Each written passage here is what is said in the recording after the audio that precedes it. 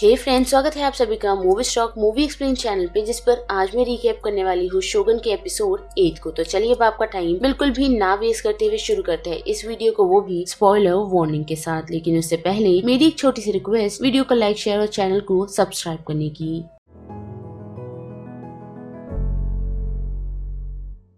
तो 8 एपिसोड की शुरुआत हमें तोरानागा के बेटे नागाकाडो की मॉर्निंग से दिखाई जाती है, जहां लॉर्ड्स ने ये डिसाइड किया है कि वो तोरानागा को 49 डेज उसके बेटे के ग्रीफ के लिए दिए जाएंगे, साथ ही उसे ओसाका तब तक नहीं ले जाया जाएगा, जिसके लिए सभी लोग रेडी तो है। लेकिन हम देख पाते हैं कि ब्लैकथॉर्न मेरिको से यही कह रहा है कि एटलीस्ट नागाकाडो लड़ता हुआ मरा है, यानी कि ये बात यही दर्शाती है कि ब्लैकथॉर्न बैटल के लिए काफी उत्साहित है। जिसके साथ साथ बड़ी ओचिबा की तरह तो हम देख पाते हैं कि उसे पता चल चुका है कि तोरानागा ने सरेंडर कर दिया है, जिस कारण ही इशिडो उसके पास पहुंच उससे शादी की बात करता है, ताकि वो दोनों मिल एक स्ट्रॉन्ग बॉन्ड बना सके, जिससे उन्हें रूलिंग में भी आसानी होगी। लेकिन हम देख पाते हैं कि ओचिबा उसे कोई भी जवाब नहीं देती है। वहीं दूसरी तरफ हम ओमी को देख पाते हैं, जो अपने फ्रेंड नागाकाडो को ट्रिब्यूट दे रहा है और यही बता रहा है कि वो अपने फादर की तरह कभी गिव अप नहीं करेगा। जिसके बाद हम देख पाते हैं कि नागाकाडो की बॉडी को जला दिया जाता है, जिसकी फिनरल सेरेमनी में सभी तो मौजूद है, लेकिन तोरानागा नहीं, क्योंकि उसकी तबीयत ठीक नहीं।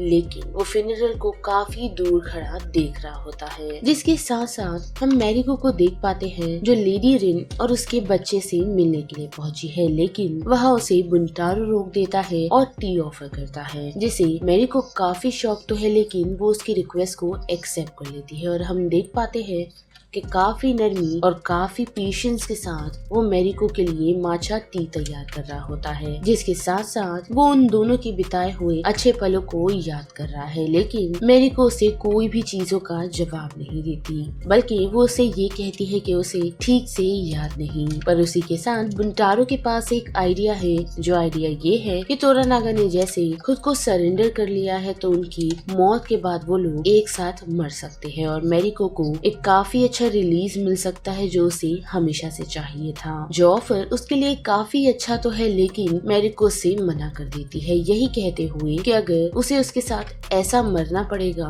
तो वो और 1000 साल जीना चाहेगी। और इतना कहकर वो उस रूम से निकल जाती है, जिससे बुंटारो टूट रोने लगता है। साथ ही बात करें ब्लैकथॉर्न की, तो हम देख पाते हैं कि उसकी मुलाकात पोर्चुगीज प्रीस्ट एल्विटो से हुई है, जिसे ब्लैकथॉर्न यही बताता है कि वो प्लान कर रहा है कि उनकी उस ओल्ड शिपमेंट वाले दोस्त से वो रियूनाइट हो जाए, यानी कि उसके साथ जुड़ जाए। जो सुन प्रीस्ट उससे यही कहते हैं कि अगर वो उससे मिलना चाहते हैं तो बेशक मिले, लेकिन ये बात याद रखना कि वो उस जापानीज रूप को उसके सामने पहनकर ना जाए। जिसके साथ साथ एल्विटो की मुलाकात तोरानागा से भी होती है, जिसे उस पर ट्रस्ट नहीं, वो भी ब्लैकथॉर्न के उस कुएं को पॉइजन करने के बाद से। जहाँ पहुँचते ही एल्विटो ने तोरानागा को ये सजेस्ट किया है कि वो यंगर हायर यानी कि ओचिबा के बेटे को इस्तेमाल कर सकता है इशिडो के खिलाफ। पर तोरानागा को इस बात का डाउट है कि ओचिबा कभी भी उसके साथ अलाइन नहीं करेगी, यानी कि उसकी हेल्प या फिर उसका साथ नहीं देगी। जिस बीच हिरोमात्सु कुछ बोलने की कोशिश तो करता है, लेकिन तोरानागा उसे रोक देते हैं और यही कहते हैं कि अभी अभी उसके बेटे की मौत हुई है, जिस कारण वो कोई भी ब्लड शेड नहीं चाहते, यानी कि उन्हें कोई भी जंग नहीं करनी। पर हाँ, उसी के साथ उन्होंने एल्विटो को कैथोलिक चर्च बनाने के लिए एक जगह दी है, वो भी एडो में। जिसके साथ साथ उन्होंने एल्विटो से ये भी कहा है कि वो ओसाका जाकर इशिडो को ये बताए जो उसने यहाँ देखा है। जिस बात को हिरोमात्सु एक नई उम्मीद जैसा देखते हैं और याबुशिगे से यही कहते हैं कि तोरानागा फाइट करेगा। जिसके बाद फिर से बड़ी ब्लैकथॉर्न की तरफ तो उसकी मुलाकात फाइनली उस शिपमेट से हो गई है, जो काफी नशे की हालत में है, जिस कारण वो ये सोच बैठता है कि उसे ब्लैकथॉर्न ने जापान झूठ बोल कर लाया है, यानी कि उनकी पुरानी पायलट ने। जिस कारण वो पूरा गुस्सा ब्लैकथॉर्न पर निकालने की कोशिश करता है और उन दोनों के बीच हम एक फाइट देख पाते हैं, जिस फाइट में ब्लैकथॉर्न अपने शिपमेट को बेहोश करने में कामयाब होता है। जिसके साथ साथ वो एक डील याबुशिगे के साथ करने की कोशिश करता है, ताकि वो अपनी शिप को रिक्लेम कर सके और उसके साथ फाइट बैक भी। पर हम देख पाते हैं कि याबुशिगे उसे मना कर देता है, यही कहते हुए कि वो अपने लॉर्ड को बिट्रे नहीं करेगा।